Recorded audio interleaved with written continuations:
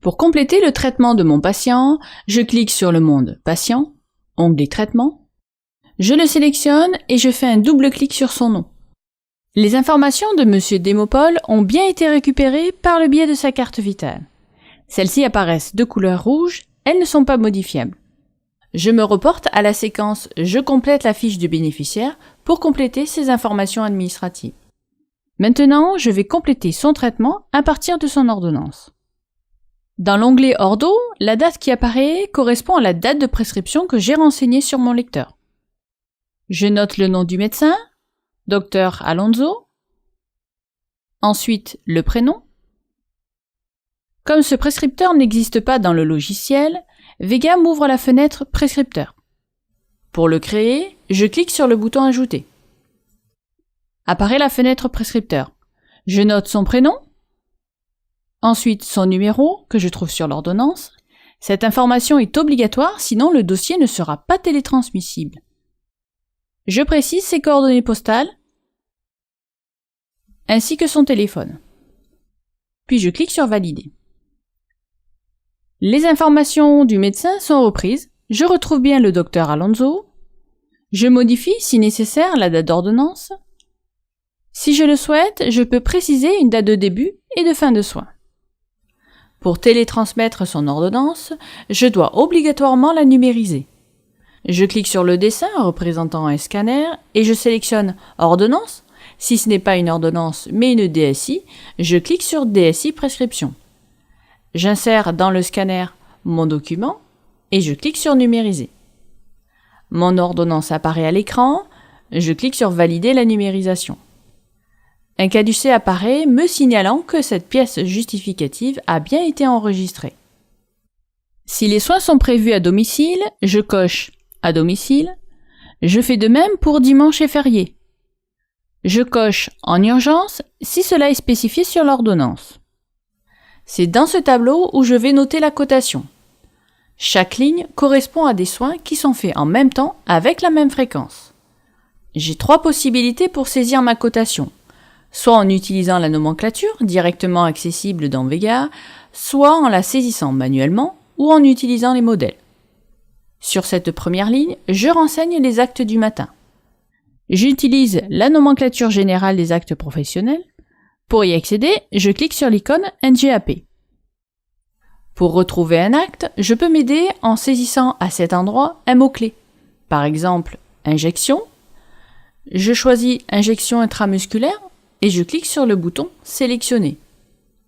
La cotation de l'acte est reprise automatiquement et il ne me reste plus qu'à saisir manuellement la majoration d'acte unique en rajoutant plus MAU. Je n'ai plus qu'à compléter en précisant l'heure des soins à 8 heures. Comme j'ai noté la date de début des soins ici, elle apparaît de manière automatique dans la colonne début. Dans la colonne tous les, je sélectionne jour pendant 1 mois. Les actes effectués à 8 heures se sont enregistrés automatiquement. Je clique sur la seconde ligne pour indiquer les actes du soir. À l'aide des modèles, je sélectionne injection, puis je clique sur ajouter et je note l'heure de passage. Ici, la ligne est déjà complétée car le logiciel a récupéré les informations des soins du matin. Dans l'onglet planification, les dates apparaissent directement dans le calendrier pour les actes faits à 19 heures. Une fois que je connaîtrai mes principaux actes de la nomenclature, je pourrai les saisir directement au clavier dans le tableau de cotation. L'onglet Cadre de remboursement va permettre de définir la couverture sociale du patient ainsi que le destinataire du remboursement. Sur l'ordonnance, il est spécifié que les soins que j'effectue sont en rapport avec son ALD, donc dans la nature d'assurance, je sélectionne maladie.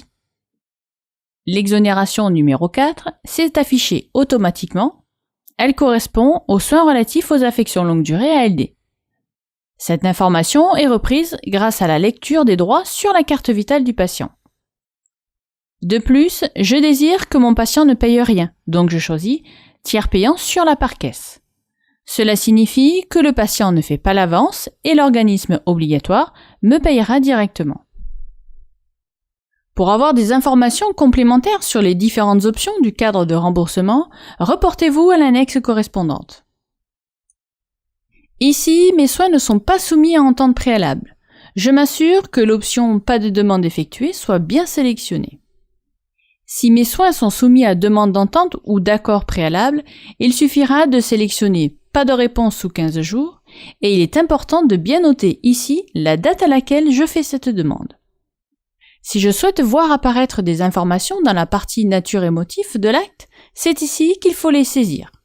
En cas de demande d'entente ou d'accord préalable, si je souhaite faire apparaître une cotation différente de celle saisie au-dessus, je dois la noter dans Texte à imprimer.